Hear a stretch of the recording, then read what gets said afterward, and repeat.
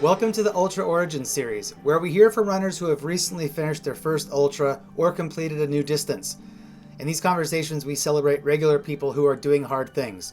There's a lot we can learn from and be inspired by from people just like you. In this episode, we speak with Amy Goblirsch, who ran her first trail race, a 50K in Arizona in 2022. And then after having a baby in 2023, Amy turned her training towards running her first 100 miler at the inaugural Zion 100 Mile Challenge at the end of this last August. As is common in a long ultra, Amy needed to adapt to the conditions as nausea threatened her nutrition plan, but the volunteers helped keep her moving and she finished the event. Amy shares how the kindness of the ultra community will keep her coming back, and she looks forward to running another 100 miler. Well, Amy, thank you for joining me on Ultra Origins. This has been a fun journey for me to meet a lot of new people. And when I saw on Threads that you announced you had recently finished your first 100 miler, I was very excited to introduce myself to you and invite you on here. So thanks a lot for coming on and to sharing your journey. Thanks so much for having me. I was excited to say yes and join you. Yeah, I love talking about running. It's one of the most important parts of my life, and I love talking about it. So I think you and I are just sort of meeting for the first time in this call. And so I'm looking forward to learning all about your journey. Let's start off by having you tell us where you're talking to us from and introduce as much backstory as you'd like. I'd love to hear about how running first entered your story. So yeah, why don't you tell us about yourself? I am located in Minnesota, semi-close to the Twin Cities. I started running in junior high. I participated in cross country, track, did the same in high school. I will say I did not take it very seriously and didn't put a lot of effort to it. So to see where I am now is kind of remarkable from where I started. And I started getting more serious about running in college. And that's where I ran my first marathon when I was still in college. And so that's where kind of the long distance bug started. Were you running competitively in college or just for fun? No, not competitively at all. It was more for fun. And I feel like I really started getting into running for not the best reasons. I just wanted to lose weight and was really focused on that and was like, okay, let's just run a lot of miles, run long distance. But, from there, a love for the sport really grew. Was there a distance that you liked before you got to marathons? Were you like a 10K runner or a half marathon runner or a 5K runner? I would say probably I didn't race a ton. It was just more, I would just go out for 3 or 4 miles. And then I ran a half marathon. And then about a year and a half, not quite, is when I did my first marathon. So it was kind of a quicker jump to the longer distances.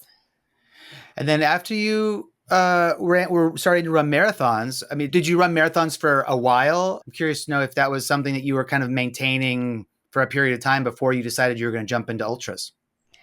I was running a marathon every year to every other year, and I was turning 31, and I thought, what the heck, your birthday is on a Saturday, let's sign up for a 50K. So I did a 50K in Arizona, the Copper Corridor. It's my very first experience with trail running and with ultra running, and having to train through a Minnesota winter was a little bit interesting, but I just loved it. It felt like such a different vibe than road races. It was chill, and it seemed like I was in a group through this section with a lot of switchbacks, and it just felt like everyone was working together, and I just loved the vibe. And I'm like, this isn't going to be one and done for ultras. It was just a matter of when the next one would be. How long ago was that first 50K? That was in 2022. Okay. And so 50K, that's 31 miles. So 31 miles for your 31st birthday. Yes. That was the thing that brought this into your life. Why Arizona? What was that race? Why did you choose that for your first 50K? I think I had an option between 4 or 5 that was on my actual birthday. And I'm like, it needs to be on my birthday if I'm going to do it. Yeah. And I had never been to Arizona. It just seemed like a pretty course from the pictures. And so I just picked that one. Well, I'm really interested to know how your training changed when you decided to go to 100 miles. But I'm also curious how your training changed for that first 50K, because you you had done some marathons and you had run for a while. So clearly you had some fitness and you had endurance in you. But as you experienced, trail running is an entirely different thing. So what can you tell us a little bit about how the training strategies changed when you transitioned from road to trail for your first ultra? I will say I didn't really do any trail running gearing up for the 50K, mainly because it's winter and I don't live near a lot of trails, for one. And then two, they're not always the most accessible when you're getting a bunch of snow. Even if I'm doing road running with a lot of snow on the ground, that it's hopefully kind of mimicking that uneven surface. At least that's what I was telling myself. And Yeah. I think it kind of did, like knowing more about trail running now. And there really wasn't a big difference between training for that marathon and then training for the 50K. I think usually I'll max out at 20 miles for a marathon. For the 50K, I maxed out at 23. So it wasn't a huge difference. I will say that was the first time I ever hit 50 miles in a week. So that was kind of cool to Yeah. be able to like get to that new threshold for total mileage for the week. Yeah. Did you? I've only run one road marathon, so I don't have a lot of experience like you do, but I have run quite a few ultras.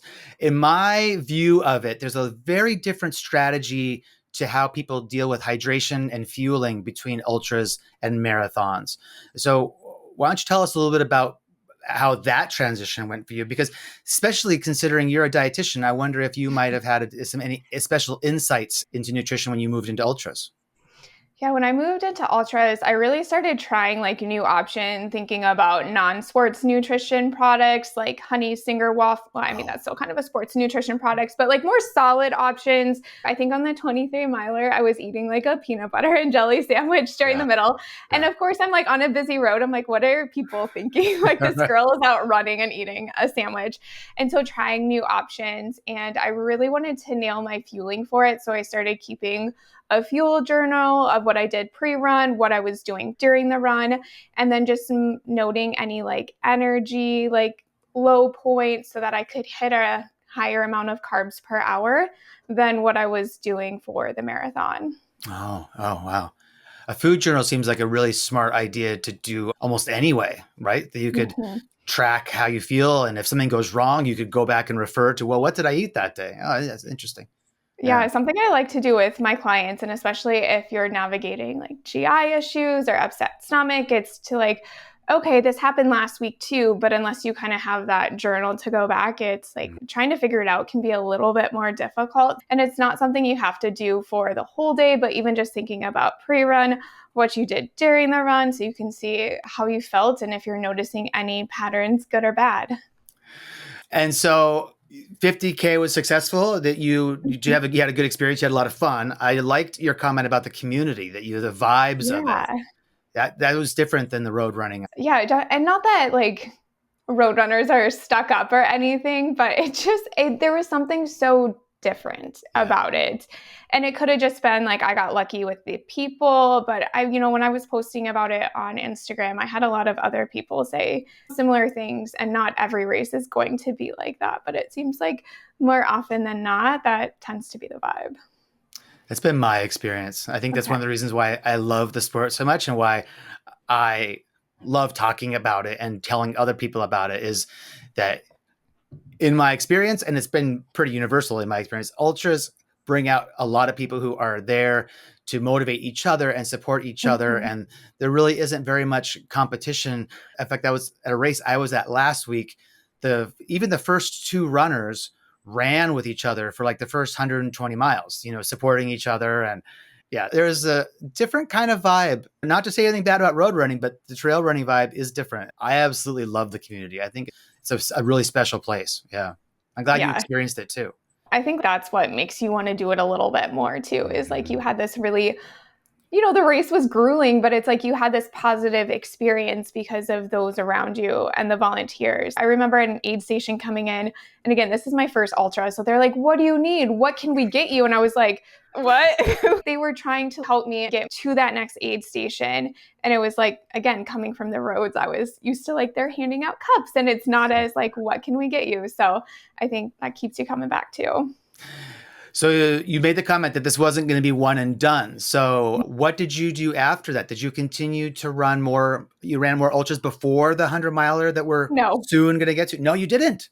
no, I went from the 50K to the 100 miler. I wanted to do one more marathon, and then I did have a baby last August. And Okay. then I knew like one day I wanted to do a 100, but I had this opportunity. Milestone Events reached out to me. They're like, we're putting this ultra event together. We would love to have you come do it. And it's really about doing anything from 50K to 100 miler. So like, I didn't have to do a 100 miler, but I thought, why not? Like, Oh. let's just see. It's probably not going to be my fastest. Let's just do it. So you got invited to do your first 100 miler, essentially. I did. Yes. It was. Was this the inaugural event? Or is this the first time they put this on? Oh, okay. Wow. This was the first time they were putting it on, and I will have to say it was my first 100. So new to that area, but it was absolutely amazing how supportive they were. And again, not everyone was going for 100 miles. Some individuals were going for their first 50 miler or 100K. And each time you did a loop, you got to stamp the board that you did another loop. And it was just so supportive. And how they were seeing it is that it's not a DNF. Even if you were going for 100K and you got to 50 miles, it was like, we're supporting that you did 50 miles. It's not that you DNF. So I really liked that because it really felt inclusive and that they were really trying to celebrate every runner out there. Oh, that's cool. Well, I think before we started recording, we talked a little bit about this. So why don't you tell us all the name of this event and tell us a little bit about the format, where it was located. Obviously, you just told us a little bit about the loop in nature of it. But yeah, tell us what this event was and where was that? So it was Milestone Events was putting it on. It was 100-mile challenge in Zion. So you had a base where you started, finished it. But the cool thing is you also had lodging, so that if you needed a break, needed to cool down, wanted to go sleep for a little bit, like you had that option. Oh, nice. And it was also a 60-hour limit, so a little bit longer than what some of the other 100-mile races are. So again, like just really trying to be supportive of all the runners and what their goals are. Yeah. And so how long was the loop that you were going around? So it was a 10-mile loop. 10 So mile. needed to do it 10 or 10 times. And then they had aid stations at the start and finish, but then also at mile 3.8 and 6.5 out there too. Oh, okay. Wow. So there was in basically three aid stations in every loop. That's a lot of support. You probably wouldn't have to carry a giant pack to go long distances between aid stations because it's so much support provided. Yeah, you probably wouldn't, but definitely still did. Still had cool. like my pack and filled it up and everything, because especially like during the day, it was close to 90. There wasn't a lot of shade in certain areas and not a lot of breeze. So yeah, it was fun, but challenging. Well, let's talk about how you got ready for it, because I mean, there's getting ready for a 50K, I think, as you alluded, isn't too different than getting ready for a marathon. The distances are fairly similar, but to get ready for your first 100-miler could have been a different experience. So how did you switch up your training, and what did you do to get ready for this new longer distance? Did a lot of longer runs. Like it was getting to the point where like 20 miles was the standard for a long run, and then going above and beyond that. I unfortunately had an injury, so I missed 3 weeks of long runs about 2 months before the race. So I was a little nervous. Like, I don't know, I felt like I missed out on a lot of training, but thankfully, like with PT, they gave me some exercises, gave me the go ahead to be smart, and if the pain gets sharp, just to call it. So I feel like I did miss out on that training, but I was able to nail my peak week, which was 69 miles, and I did 38 miles one day. It was spread out between 3 runs and then a 12-mile run the next day. So I felt, like the missed weeks were in the back of my head about missing that, but also confidence from, okay, you were able to do a lot of miles, like go a lot further than you've ever gone before. Yeah, well, I think a lot of us runners get scared if there's something that comes up that causes us to take a week or two off, or in your case, 3 weeks. Mhm. I mean, it can be difficult to get through that time if you're, mentally, you could get, I don't know, scaries or whatever people call the feeling of the sort of the mental nerves of, I don't know, I need those endorphins of running. But, I think it's an important thing for people to know that when you have built that base, you're not going to lose it overnight. And so the 3 weeks off, yeah, maybe it's not the optimal training plan, but it's not going to totally derail what you're out to do. So it sounds like it didn't totally derail you. No, it didn't. And I had figured out that if I start every run with a 10-minute walk, then most likely I wouldn't get that pain. So I did that. And then that was the plan on race day too. So it was kind of like, oh, everyone's taking off. But my husband actually did the race alongside me and we like stuck together the whole time. So we're going to start with a walk. Just got into, just doing what worked in training that would hopefully work on race day to not have that pain. Yeah. Well, practicing everything before race day is probably the smart move anyway. I don't think I've ever talked to anybody who's at least said out loud that they have a strategy of walking at the beginning. At road races, I often see runners who are like stretching and warming up and doing like little warm up moves before the race. And I think to myself, wow, at ultras, we just sort of show up and stand in the corral. And when they say go, that's when we start. The warm up is like a part of it. It's interesting that you walked the first 10 minutes, which I think is a really great strategy. And so that helped you to warm up the body and help the injured area to not get too much too soon. Yes. And the first 2 miles were uphill. So I'm like, probably would have been a lot of walking those sections anyway. Yeah. It was really like, this is not a sprint. This is that endurance event. And, you're racing against yourself. Like you're not racing against other people. Like this is about completing it for yourself. Yeah. It's not a sprint, it's a marathon, but we're kind of at a level where it's like, it's not a marathon, it's an ultra marathon. There's a lot of time. We have to really look farther. That. Yeah, that's right. Did you have much of a different nutrition strategy going into this much longer ultra than you did for the 50K? Yeah, I was trying a lot different products like tortilla roll-ups with peanut butter and jellies. I brought back the peanut butter and jelly sandwiches and pretzels. I found that I really love sweet tart ropes and they're pretty high carb, but 10 out of 10 recommend trying those. If you haven't already, gummy worms and trying a new endurance drink. The course was offering gnarly. So I'm like, I want to try gnarly. Hopefully it works well for me so I don't have to haul my own nutrition drink. And I love it. It works really well for me. So I just stuck with that at the aid stations, was able to fill up there. Did they also have real food at the aid stations for you too? Yes. Grilled cheese, quesadillas, which I don't want to see. It's like 3 weeks post race. And like the thought of it, especially like a little bit cold, I'm like, no, like get away from me. They also had a lot of fresh fruit there. And it seemed like every couple of hours, like, oh, they had watermelon. A couple hours later, they brought out pineapple and then fresh peaches. And I will say, even myself as a dietitian, like I struggled nutritionally, especially that first day. I fell behind and you started to get a little nauseous and just seemed like I was struggling to get anything down. But the fruit was sitting so well. So I'm like, well, we are eating as much fruit as possible since it actually sounds good. Would you eat between the aid stations? So I realized that, so we started at 5 a.m. in the dark, and I realized I got to that first 3.8 aid station, and I had yet to take in anything. Oh. And I was like, I'm already falling behind, and I was getting a little like in my head about it too. So I tried to like eat a couple of things there and then get to the next aid station. I think we were like rushing it a little bit that first loop. I think the excitement and everything, and I think that just it dug me into a hole, and it's like frustrating looking back because I'm like, you know better. Like, you know this, you teach this.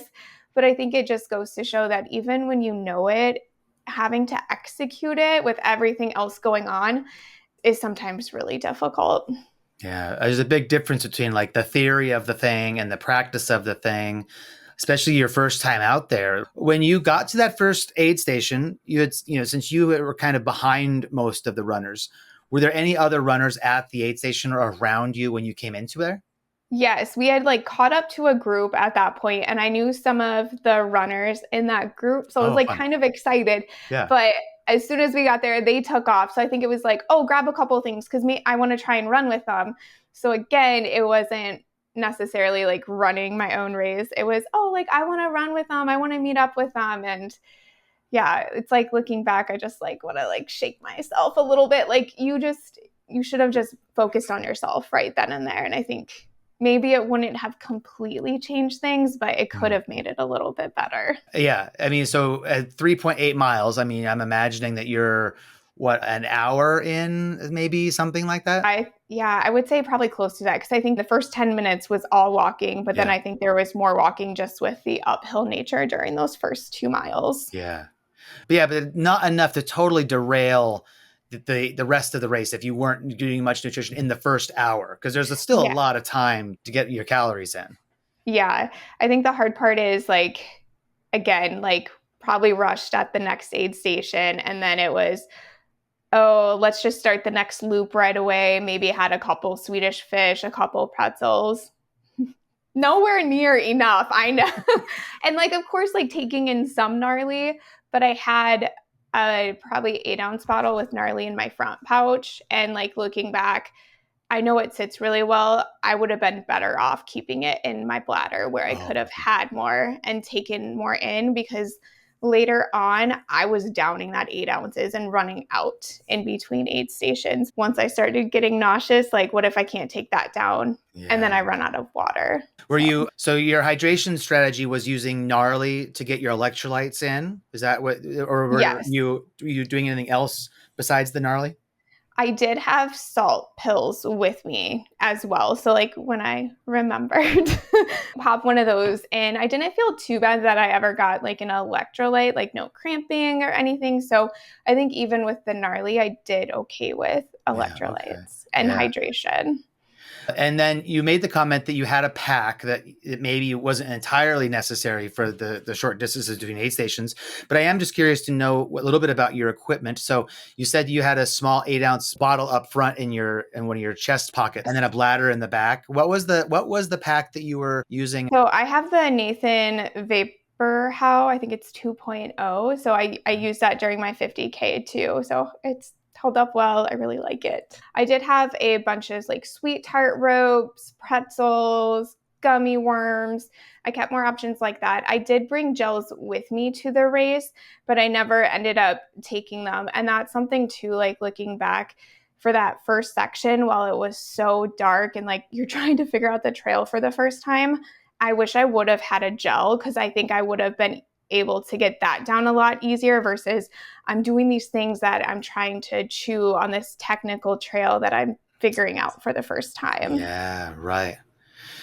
Well, after having gone around the loop and now going, now the loop's going to become a little bit familiar, and especially if you're going to do it 10 times. What was that like to have that experience on a looped course where you were so often revisiting the same locations over and over again? The second loop was interesting because seeing the section that we did during the dark, I was like, oh, this is what it looks like. It was almost more intimidating in the light because you can see what's coming versus in the dark. You're like, yeah, I need to keep going uphill, but you don't know. So that part was definitely interesting. And I think by lap 7, it felt like muscle memory. It wasn't even looking for the markers anymore. It's like you knew right where you needed to turn. And I think that definitely made it more comfortable to be able to navigate it that way. Well, maybe I'm going to reveal my bias. I find loop courses to be a mental challenge. Was it mentally challenging for you to continue to go back out and do the same thing over and over again? I think it was interesting because from the 6.5 aid station to the end, the first loop, I loved that section. Like that was my favorite part. And then the second time I was like, okay. And then the third time I'm like, this is way more technical and it's like up and down and switchbacks. And then you're on this dirt road that you're like, this was nice to run on, but it's so windy and it is the longest like 2-mile dirt road I have ever been on. And so it was like the part that I loved the first loop. By the end, I'm like, I don't even want to do this section. Like I'm so over it. So I think that part was kind of interesting. Was there a section that at one point you hated that you learned to appreciate? I think doing the climbs in the first loop was really like, oh my gosh, like my heart felt it was out of my chest. Mhm. I was like, am I going to make it through this Yeah. first loop? And then I ended up loving it. I feel that one of my strengths is that I'm a super fast hiker. Like I don't hike slow, especially Mm. on the uphill sections. That first 2 miles that were really uphill, I felt like I was able to make just really good time on it. Yeah, that's a really good thing to learn when you run ultras is a, a lot of ultra runners, me included, love to talk about the joy of hiking uphill. You know, you take a break from running, but if you practice, you can maintain a really good pace while you're hiking. Totally different muscles than running, but you can almost go as fast as running. In fact, I've even been on climbs where I'm hiking, but I pass a runner. Like some runners, like doing some kind of slow run to It's see a if I can hike. momentum boost. Did you need to do anything to help remind yourself to drink your gnarly or remind yourself to eat some of the nutrition that you had as you were going around the course? No, unfortunately, I got like the nausea that came on made it so difficult. And Yeah. it's like I would feel okay, like not 100%, because I was like, again, taking myself into that nice little hole. But it's like I would try to eat something, and that's when the nausea would come on. And so it's like I knew I was so far behind, but I was also like struggling like eating anything. Like fruit was okay. And something else about this race is they provide like 3 meals throughout it. So it's kind of, you're able to get in more.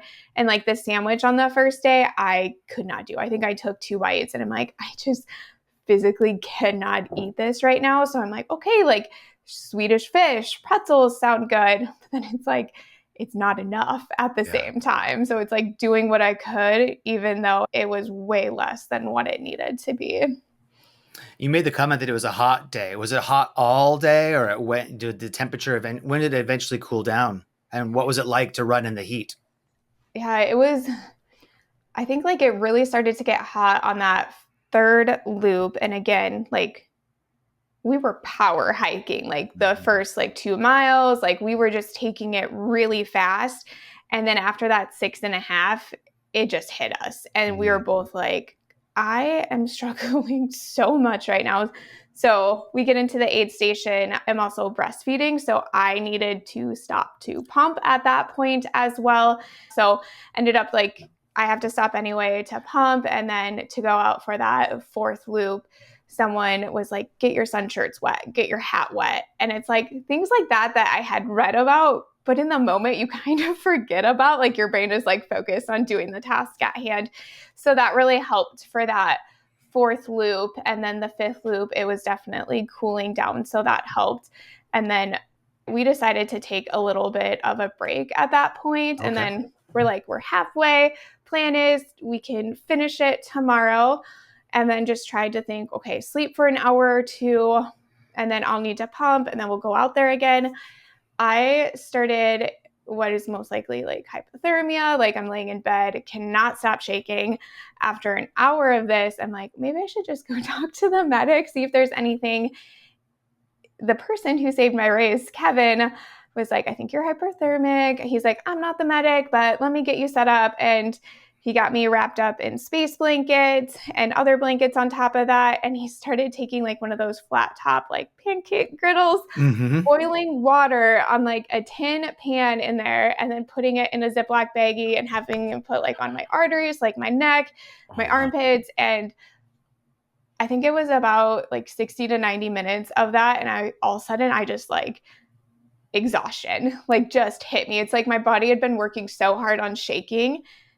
And at this point, my husband and I think the race is done. We're like, my body's clearly can't handle the running with pumping, and I fell behind and all this stuff. And I was able to like eat a whole banana at that point, which is again sad because it's not enough. But I'm like, okay, like I can at least get something in, which was a good spot.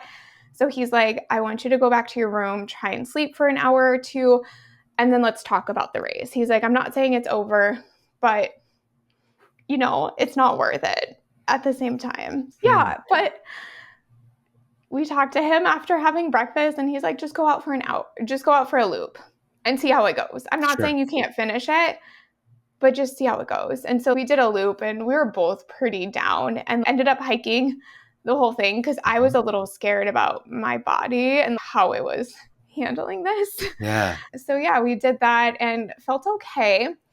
Decided to like try and have lunch at that point, and then there was a restaurant there and I saw they had chicken strips and french fries. And I go to Shane, I'm like, I could put down some chicken strips and french fries. He's like, we're getting it. And I'm like, these are the best french fries I have ever had. I think that's where things started to shift for me.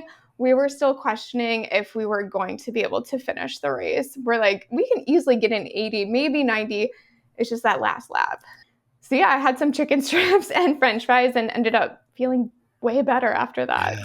Well, the 60-hour cutoff in this race also seems like was very beneficial for your experience as you were being able to take some time to rest and reevaluate.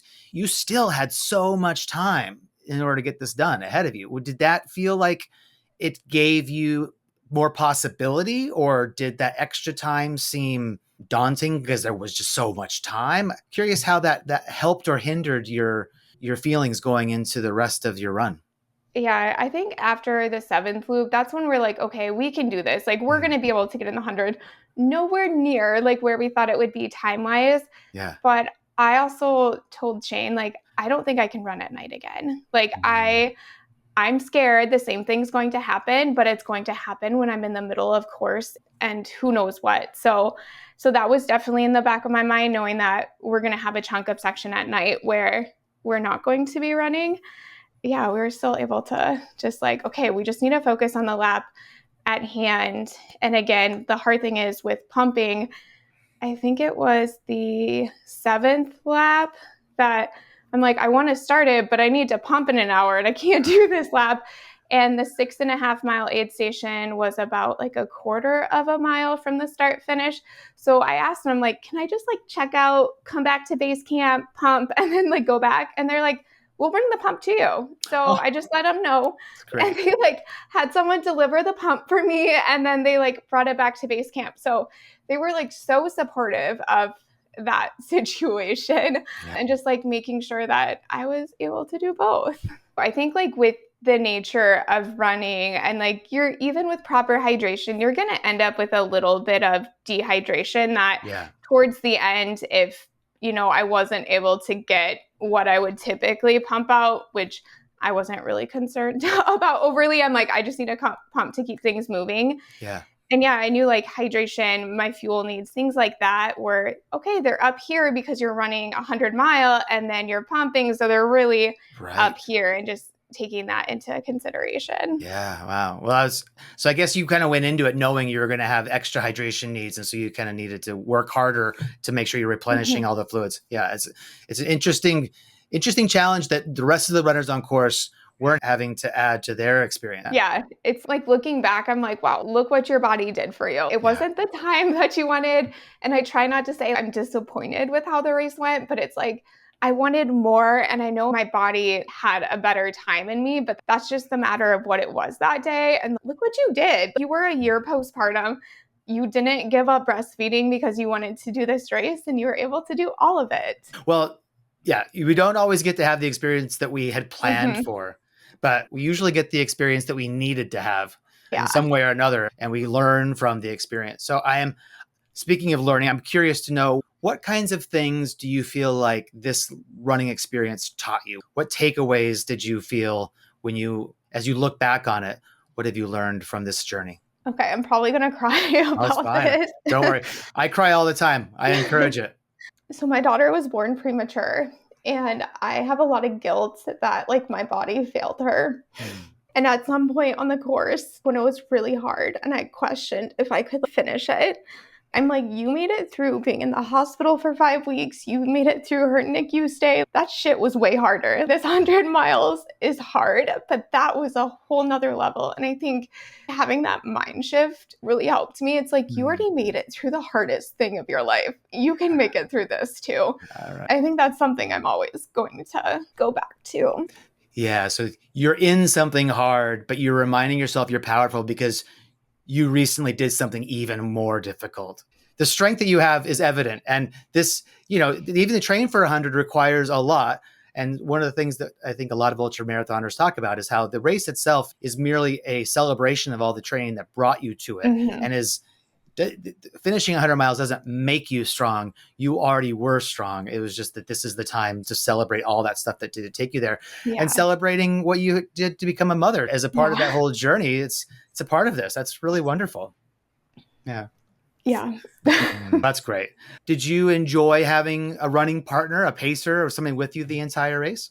Yeah, we kind of joked like going into it, like, how many fights are we going to get in? Yeah. Or just maybe I should say disagreements on course. And afterwards, we're like, we didn't fight once. I'm like, that's pretty amazing. I think, we both kind of knew when we were feeling good and then the other person wasn't. So it was like, let me take the lead. And then it was just, you just have to like follow their footsteps. And yeah, I think it was great, like being able to do it together and like have each other out there.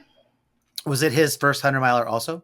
Yes, this was actually his first ultra. So he had done like marathons, but he went from marathon to 100-miler, which is crazy. Did you have anybody there supporting you at the aid stations? Any crew?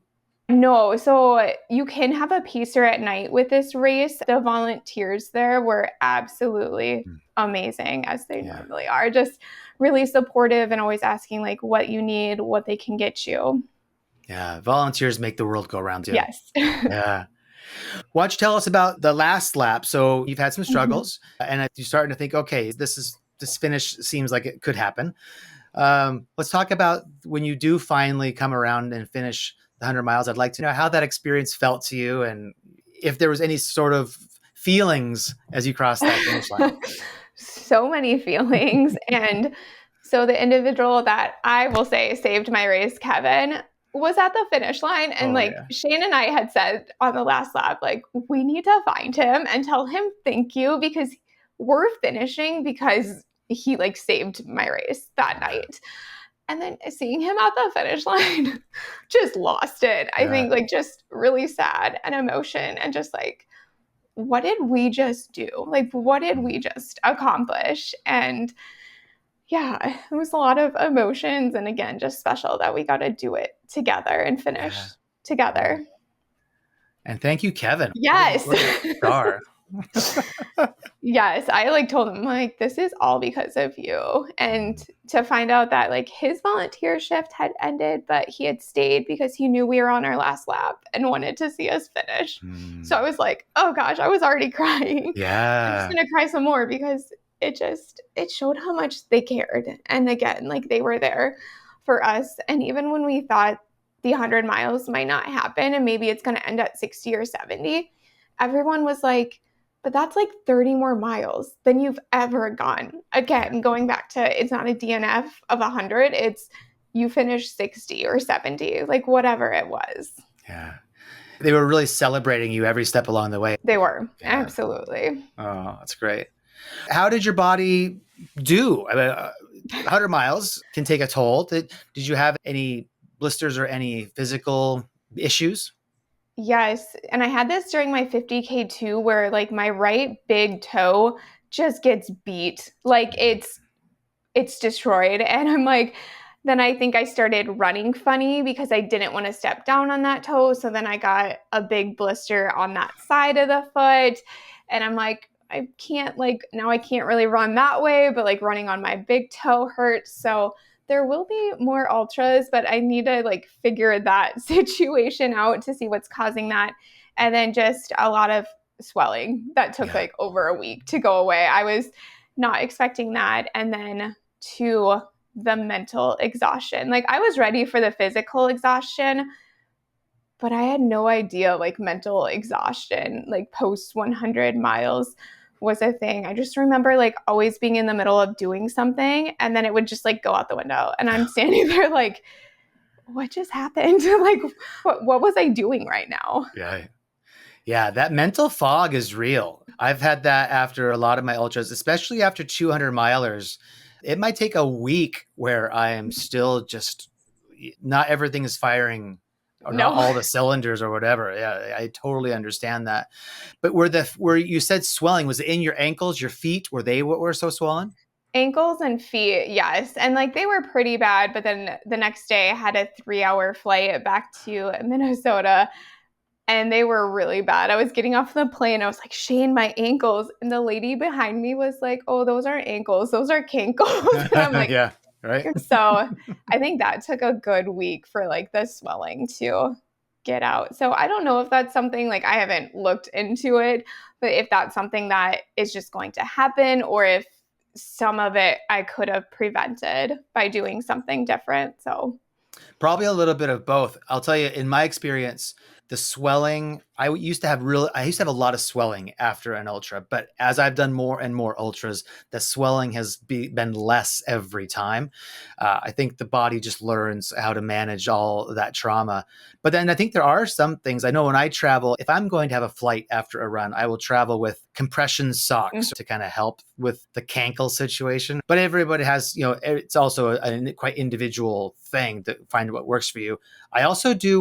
I learned about KT tape as a way you can cut tape. You can cut a strip of KT tape into like fingers. So people on the audio podcast won't be able to see my hands that I'm showing you, but you can sort of cut long strips along the KT tape into the fingers, and then you sort of apply the tape in such a way where the intact end of the tape is like up near a lymph node on your ankle, and then okay. the fingers go across your feet, almost wrapping it. Anyway, you can find some cool YouTube videos about using KT tape for anti-swelling, and that technique has proven very effective for me. You'll be amazed how quickly stuff will drain out with some KT tape. So you're doing that post race, not running with that, That's correct? right. Yeah, that's something Okay. that I'll do post race. And yeah, it can be pretty effective. So that's something to think Yeah. about for your next one, because I'm sure there's going to be Yeah, more ultras in the future. there is. I don't know when it's going to happen, but I want to do another 100. And I'm like, we are not breastfeeding during it. So I'm taking like that out. And again, wanting more from my time, but also just seeing what my body can do when it's not putting way too much energy into another source. Are there any races that I know that you said you don't have it scheduled, but do you have any in mind? Anything that piques your interest? I do have a road race next, a marathon in November. Okay. So I'll be doing that. And then I told myself, like, these back-to-back races is a lot on your body. You need to take some time, like a month off from running, just to give your body a break. And then I'll see what next year looks like. There's part of me that is like, I want to just do ultras. But we utilized the Ronald McDonald House when my daughter was in the NICU. So I'm like, oh, there's part of me that wants to run for that charity for Chicago. So I'm like, oh, I don't know yet. We'll see. We'll see what I end up doing next year. Yeah. There's so many wonderful opportunities out there. It's hard to say no to them. There's so many cool things to do. Yes. Yeah. Well, I'm curious. So do you have any main takeaway from this entire experience of running your first 100-miler that for you encapsulates what you went through? Some sort of main takeaway? I think my biggest takeaway like goes to nutrition. And again, like part of me is a little embarrassed that I failed, or at least the first day I failed, but I was able to adapt a lot better that second day, like get in more quesadillas, grilled cheese, things like that. So I think it's like adapting is huge. And if something isn't working, don't be afraid to try new things, even if it's something you haven't tried before. There was one time I'm like, I cannot eat another grilled cheese, but like toast sounded good. And I felt so needy asking the volunteer, I'm like, can I just have toast? Like a grilled cheese, but no cheese. Yeah. And she's like, yeah, I'd be very happy to make it for you. So I think, again, not being afraid and knowing that they're there to support you and they want to support you. Yeah. Well, the willingness to adapt is an extremely important thing to learn in an ultra.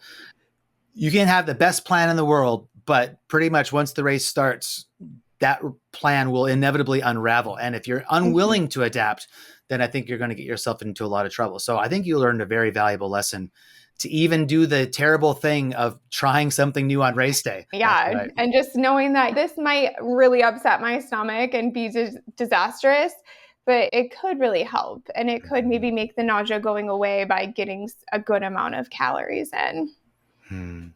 What was your finish time in the end? Oh gosh. I think total finish time was 50 hours. We would end up like stop our watches when I would pump or when we took the night break. So I know it's not like the 50 hours is more official, but I think it was like a 32-hour run time. So, and that was something else. The race didn't have like a race clock up. So it was like all on your own, like watch. Like that's what I'm saying. Like I kind of loved it because I wasn't stressed about, oh my gosh, there's this much time like glaring in my face every time I start and finish a loop. It sounds like a much more casual environment. Yeah, it was very supportive. Would you recommend this race to other people? 10 out of 10 would recommend doing it. Like it was a smaller race, so we really got to know the individuals who organized it and just how good of people they were and how they were really there for the runners. Yeah. Well, congratulations on finishing 100 miles. It's a massive achievement, and especially under the conditions and having to be pumping along the way. You're a rock star, and I'm kudos to you. Congratulations. I do look forward to finding out what ultra you decide to take on next. Yes, I know. I was talking to my husband because I was following Cocodona pretty closely this past year. And I'm like, that looked so cool. And I'm like, oh gosh, like you haven't even done 100 and you're like, maybe a 250. Have you done Cocodona before? I have. I've been there all 4 years. Oh, and I'll be going back this next May for my 5th attempt at the course. Amazing. I love talking about ultras. I love long ultras, and I love 200s. Oh my God. There's so much special that happens over the course of multiple days. You got to experience a lot of challenge and overcoming those challenges over the course of a day and a half, or I guess 2 days, really 50 hours. For me personally, there's something special that happens on day 3 that I feel like only can happen by having run for 2 full straight days to get to day 3. All the community is even more amplified in the 200-mile distance. There's so much love, and the aid station volunteers feel like they're even also taking it up a notch. I don't know. We could take another hour of me just gushing. I can hear it in your voice. Yeah, well, since you've already seen the Cocodona live stream, I will give a plug to my YouTube channel where I have films of my Cocodona adventures on there. So you can see sort of my experience of the Cocodona 250 through my videos. And, just saying, it might help you make a decision in the right direction to sign up someday. So yeah. Well, I hope that your ultra journey takes you to amazing places, possibly to Cocodona, and I do look forward to watching what you do. Thank you so much for taking time to share your journey here on Ultra Origins. It's fun to hear how people do it, and I love to hear how you had such a positive experience and that you'll continue on. So thanks for coming out. Thank you. Thank you for sharing your story, Sarah. If you have recently finished your first ultra or recently completed a major new distance and would like to share your story here on Ultra Origins, go to onwardendurance.com and click on Ultra Origins at the top of the page. Thank you for watching. I look forward to sharing more Ultra Origins stories with you.